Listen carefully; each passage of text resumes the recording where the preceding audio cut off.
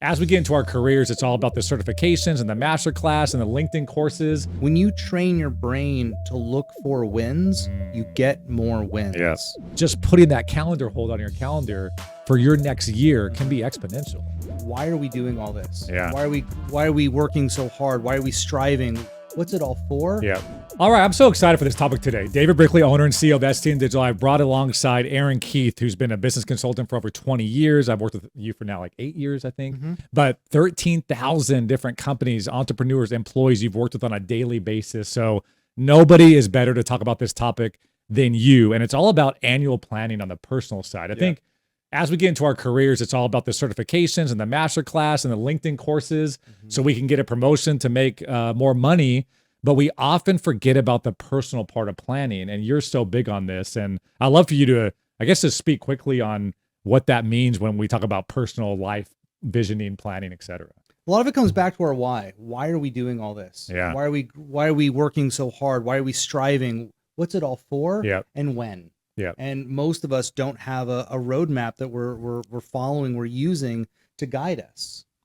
And that's, I think, the crux of why we're doing this. Yeah, I love it. So my story real quickly is back in December of 2023, I went to Miami on a solo vacation and worked with you extensively on really life planning and personal planning. And I would, get my cup of coffee at about 9 a.m. Eastern time. You would hop on the call at 6 a.m. Pacific. Yep. And we would go through this and you would say, hey, bro, this is going great. Call me back in 4 hours after you dig into this, and just spend hours and hours and hours on so many parts of my life, mind, body, spirit, relationships, everything that goes into personal, that people just don't sit down enough and do that. Cause it's kind of a weird, not habit, but you're going through your life, you're busy, you're working out, you're going to work, and finding that time to sit down and just plan out the next 12 months of your life and all those different key areas, people just don't do. It's not taught in school. Yeah. Right? What class or college really walks us through life planning? Yep. Not in a woo-woo sense, but in a tactical, how do you want your finances in 10 years? What do you want your relationships with your partner, your family, your friends? How do you want to travel in your life? Really causing and creating one's life. I love it. So we're going to walk you through a toolkit of, really, if you follow this toolkit verbatim, you're going to be able to build your personal life over the next year. But the reason I'm doing this, honestly, Aaron, is after I had that experience and you were so helpful, I call you my business coach, life coach, spiritual coach. But after that moment, I shared that with a lot of colleagues in the sports and entertainment space. And every single one of them said, can you send me that toolkit? How'd you do it? Walk me through that. Because I think so many people are so interested in this subject, but they don't have the tools to say, okay, I've set aside a day, I've set aside multiple hours, now what? Yeah. And that was what you and I really wanted to do. So any other thoughts on this before we dive into the template? No, let's get into All this. right. So the toolkit will pull up on the screen here, and this is something you can copy via Google Excel or Microsoft Excel. And really, if you follow this in your personal planning sessions, you can really develop the next year. So if you're sitting down in Q4 and you really want to make sure 2025 is going to be your best year yet, this is where you start. So what I want to do is I want to walk you guys through the tab. This first sheet here at the very beginning walks you through the 6 core areas that we're going to walk you through today, and really how to complete your personal vision. I'm going to start with the first step, and really about completing the previous year's accomplishments and goals. So you've had me do this for the last 8 years, Aaron. List out not 1, not 10, and this takes time. 50 different things that you accomplished, that you're grateful for, that you accomplished in the previous year. Yeah. Completion is so big. I think a lot of us also aren't taught how to complete. And when we don't complete, we take that thing. Let's say you were bit by a dog when you were 3, and now you're scared of dogs for the rest of your life because you're bringing that past incident with you into the future. Yeah. And for a lot of us, our year just kind of ends. We toast our champagne on New Year's Eve, and we just roll into the next year. There's no line of demarcation. There's no blank slate, clean canvas in which to start to paint your new year. And people know the power. I think they've heard, if they haven't done it, the power of journaling and writing things down, the anxiety, the thoughts, whatever happens in those sessions. But in this section, you list your 50 things out, and then we have 2 sections here at the bottom. Set your celebration. What will you do to celebrate what you accomplished this year? Talk me through how people don't do this. I want to talk through both of these. The 50 things is there not as a willy-nilly thing to do. When you spend time, and you're right, a lot of times I can't do this in one sitting. Oh, This it's is hard. It's multiple sittings. Once you get to like 21, you're like, I mean, my dog, I'm grateful for you. Pizza, carne asada, burritos. I mean, we're there. Yeah. What it does is it puts you into a state when you're really present to what you're grateful for. You're in a certain state, and you want to be in that state when you start to create your life. I love that. So this isn't willy-nilly. This is putting your brain, your emotions into a certain state, and now moving on to the gratitude and that celebration. Again, most of us aren't taught how to celebrate. We're told celebrate the big things in life. Yeah. No. Yeah. Those little celebrations create stepping stones, right?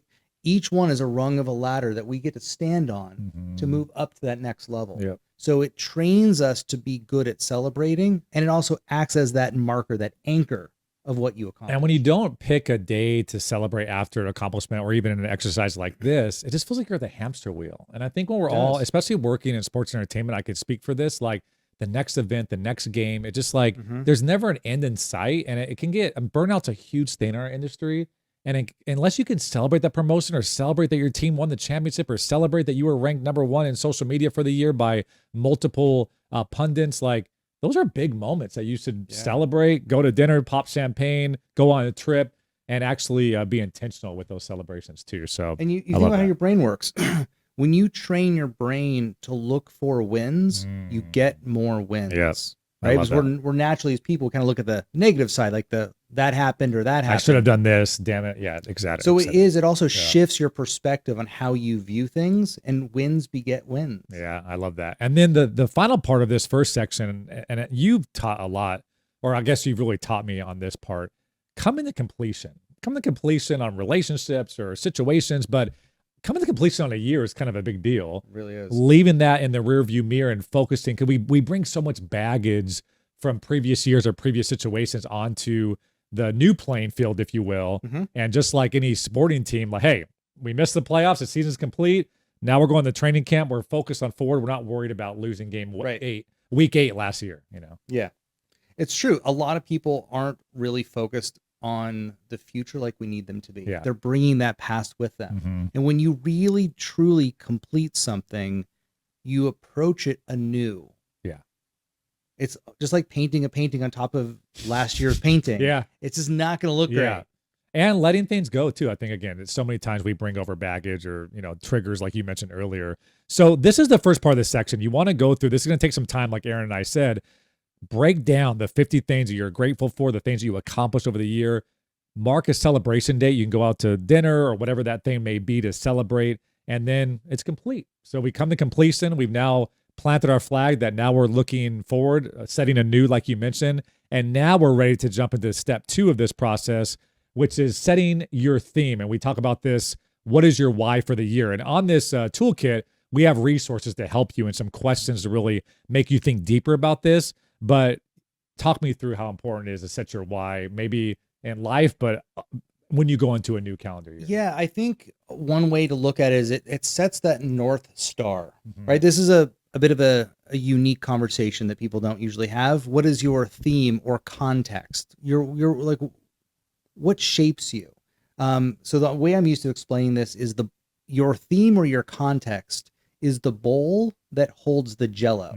Whatever shape the bowl is, shapes the Jell-O inside. That's the foundation. Your theme, your context gives shape to the kind of year you would like to have. Yeah, I love that. So really, again, this is not going to take 10 minutes either. No. You have to use the resources. You have to really think about what your why is. Feel free to use the chat GPTs of the world to help you craft this in a really creative way. But setting your theme of what you're going to do this year, and you can do even a part 2 of this, really is set your theme for the next 10 years or like your why in general. But this is so important as you set your theme for the year. And one thing I throw in there is when I do mine, again, everyone should do it your way. There's no right or wrong way to do this. Okay.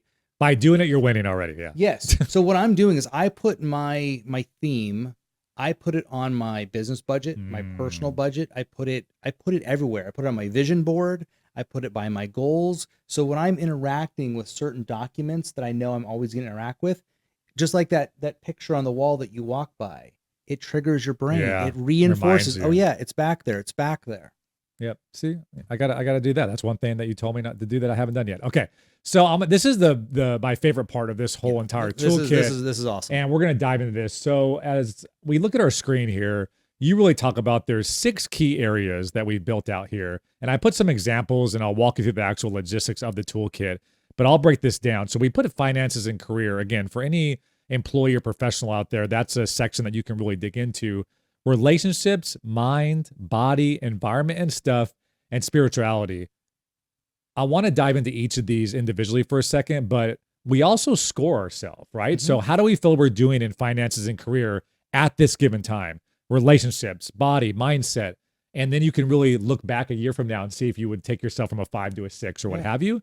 But let's start with, do you want to start on the importance of scoring, or do you want to start with finances and career first? Let's just do the area, then we can do the scoring. Yeah. Okay, cool. So let's start with finances and career, and especially all professionals out there, how important this section is to really get down pat before you enter your new year. And you'll hear kind of a repetition in today's conversation. We're not often taught finances. It's not something a lot of us look at. If you have a financial advisor, sure, you have a professional who's focused on that area. But for a lot of us, it's us or our spouse. And this is a place for us to start to craft how we envision our finances, how we want our career to go. Do we want a promotion? Is there a certification we're gunning for next year? Yeah, it's a great way of starting to plan out some very important areas of life that aren't often looked at. And then again, the score, you can really say, hey, listen, I am a director right now. I think I should be at a VP level. I would score myself at a 6 or 7 right now, but I really want to get in that 9, 10 area. What are the steps you're going to take? And what this toolkit does is you can have different tasks. Now, getting promoted is a macro goal, but then you have to have the micro goals underneath that. Like, I'm going to put together a presentation for my boss. I'm going to talk to HR to see like what the steps are, what the certifications are needed to get to that level. And then in this toolkit, you can actually put completed by, pick the quarter, and that way you can stay on track as you go in the year. So any type of macro goal, like get promotion or buy a home, there's a lot of micro goals that go into that. Absolutely. Let's dive into relationships. So again, a big word, a big term that can mean a lot of things, but how do you usually coach people to work on this area of focus? So relationships, right? Relationships can be the one with your significant other. It could be with friends, family, your community. And this is an opportunity for you to look and see, how do I envision my relationship with my significant other? Or maybe we don't have a significant other, we want one. And this is a place where you can start to rate yourself like, wow, how am I doing? How am I showing up as someone who wants to maybe have a partner? Or how am I showing up with my family, my friend? How am I showing up with my community? The example we put here is like schedule a date night with significant other weekly. Like just by going through and going on your shared calendar with your significant other and putting Thursday date night, and that happens weekly for the next 52 Thursdays. I mean, the compounding effect of just putting that calendar hold on your calendar for your next year can be exponential. I mean, I can share a story too with a lot of executives I work with. When they have kids, right? They're busy, they're growing in their career, they're putting in the hours, like that's the time of their life. They need to be growing, but they have these young ones that they also need to spend time with. I have a lot of people that put date night with their kids. I love that. Individually. So each kid gets a date night, and then sometimes it's a group. Just that alone is a game changer for people. And we've talked to so many of our friends and colleagues that have kids, and it's like, there's always guilt. Do you feel guilty you're leaving the office early, or you feel guilty you're at the office late and you're not giving your kids the amount of time? So that's a mindset balance too that everybody always has to go through that has kids. All right, talk me through mind. Mind's an interesting one, right? Mindset. Yep. If you were to evaluate yourself, we can all kind of say like, hey, you know what? I've been really nervous. I've had a lot of stress, health, anxiety. Mental health. Mental health is so huge, and we're finally giving it the focus and attention it deserves. So this is a great opportunity to start to think about, gosh, I can impact my mental health. How do I want it to be? Yeah, and what I've found, and a lot of my colleagues have asked me for career advice because I'm an entrepreneur and I hire people and I built a company. And what I'll say is all these areas, obviously, but as you really dig into mindset, mental health, what your family triggers are, inner child healing, whatever you want to talk about, as you start to chip away at that on the personal life, it all comes over to professional life. And how you are in one area, you are in all areas. And you're big on this, but I don't think enough professionals understand is every time you take an inch of growth on the personal side of your life, it translates almost immediately into the professional. Yeah. And even say more about that. I think that if to be really straight with executives and entrepreneurs, you are your ceiling. You want to grow in your career, you want to grow your company, then you better be growing. I love that. All right. So body, this is pretty easy. The example we have here is hire a personal trainer, maybe join a gym, schedule that weekly fitness class on a weekly basis. Yeah. But obviously mind is important. Body, how you feel, making sure you don't get sick, training your body, getting outside, things like that. Anything more on body that's not I mean, I think it's there? pretty self-explanatory, like you said, but I think body is an area in this day and age where a lot of us are sitting behind computers for longer and longer. We're sitting behind our devices longer and longer. Yep. And I don't care how much money you make. If you don't have your health, Mm-hmm. who cares how much wealth you have? And this can be also getting outside for a walk for 15 minutes before you start your day. I think, again, I want to speak to my community a little bit. So much of our time is behind the computer on TikTok scrolling. You have to set that priority. Like, I'm going to get outside and get out in nature or whatever. We need that vitamin D. Yeah. Environment and stuff. This is one I had a question for you on when I went through this. Talk us through how you talked to me. Yeah, environment and stuff is a not quite a catch-all, but it's a unique area because we have stuff. You know, maybe you want a boat, maybe you want to get a new set of skis, a new surfboard, new guitar. We as people like some stuff, right? That could be some of the celebration we talked about earlier. It can be, and also our environment, right? Like, we're in a beautiful podcast room right now. This is an environment. I love your office. You have a great office. My home, my meditation space. Each space that we spend time has an impact on us. Your bedroom, your living room, each one of these spaces that you're interacting in is having a positive, negative, or sometimes a neutral impact on you. Well, for me, when I did this section last year, I was like, why, I make a decent amount of money. Like, why am I sleeping on a $500 purple mattress from Amazon? And I was like, you know what? I need one of the best beds on the market right now because I spend 33% of my life in my bed. Right. You recommended an air purifier filter that's best in class. It just makes sure that the germs and that you're sleeping in a very clean environment. Got some new pillows. Again, you forget about that stuff and you don't write it down that it's a goal to buy a new bed. But again, the compounding effects of these minor decisions can make you show up better for work and you have more rest and all those things that mean the world. I think that's why this tool got created. Yeah. It's all about the small steps, the compounding effect over your life and where you end up because of it. That's the purpose of the tool. And then spirituality, this could be a lot for a lot of people, whether it's on the religion side, whether it's just, spirituality, not necessarily religious, but talk me through this section. Yeah, I think for a lot of people, it's an area that's in the background that's just not often talked about. Yeah. And however you do that in your life, whether that's meditation, church, whatever it is for you, it's an important area. And just it's a place like anything else that needs time and attention. I love it. So this is really the first page of this on the third tab of this Excel sheet, personal planning. As you say what quarter you want this task completed by, it's going to automatically populate in the quarters going forward. The reason we separate out this way, Aaron, is, and let's talk about this right now, actually. This does not work. And this is the most important part. Rewind it, whatever you got to do. If you don't put calendar holds on your calendar to review this on a systematic monthly, quarterly basis, this will never work. This will never happen. You might as well not even do it, in my opinion. So the reason why we broke this out in quarters is you actually recommend at least a half a day offsite, even if you take a half a day sick day, if you're an employee, but seriously, and you're going to look at Q1 and say, how am I tracking on a monthly basis? And then at the end of the quarter, did I complete all these things and do I need to move anything to different quarters for the year? So talk about the importance of setting the calendar holds to make sure you're chipping away at this thing throughout the calendar year. I mean, look at the best of the best. We have the Olympics coming up here in a couple of weeks, right? The best of the best. What do? They review the tape. They review the footage. They watch. That planning is what gives their body, their mind, their nervous system the ability to make adjustments and changes. So if we're not confronting the reality of where we are and how well we're playing the game, we have no place to make an adjustment.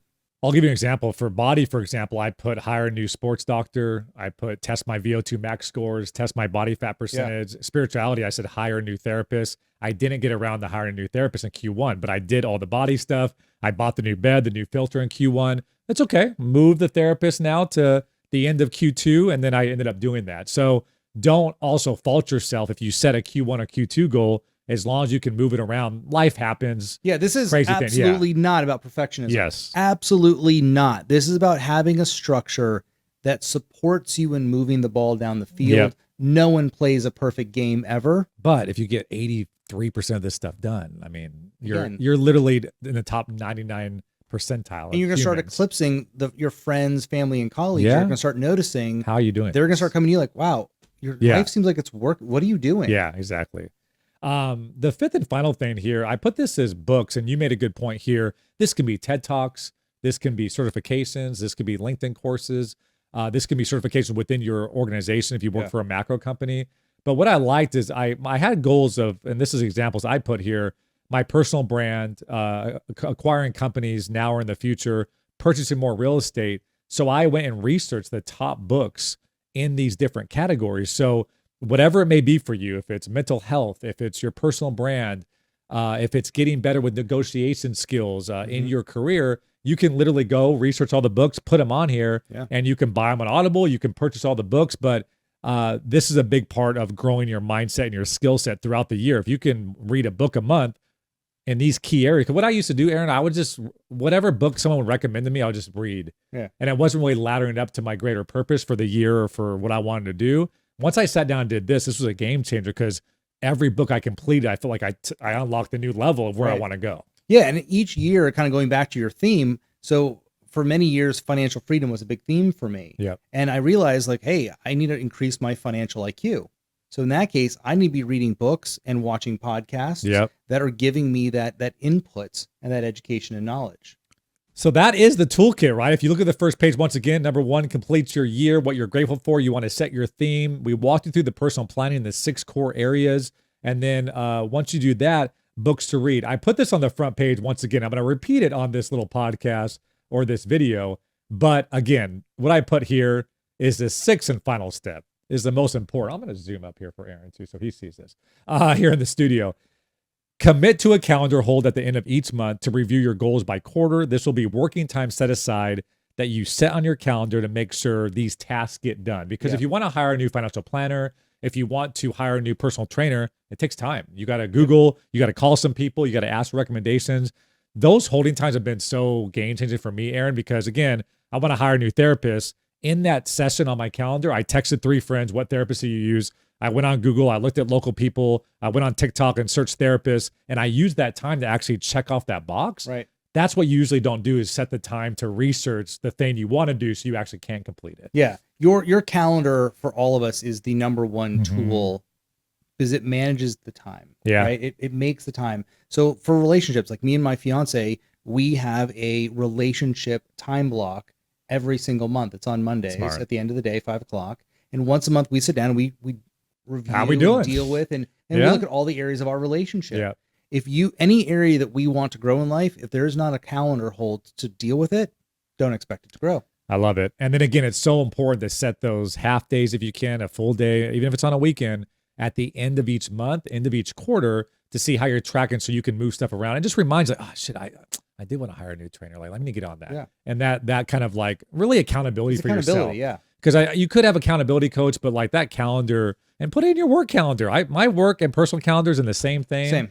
And I think when you have 2 different calendars, it may be tough. And maybe if you share it with your colleagues, you don't want to put all that in there. But it helps me just have one place, tell me what to do and where to be on a regular basis. So I'm so glad we took time to put this together. Again, as I told my story with you in Miami to a lot of my colleagues in this space particular, and I think because of Aaron, sports, entertainment, social, it's so busy. It's so tense. There's so much stress. There's so much scrolling on TikTok to sit.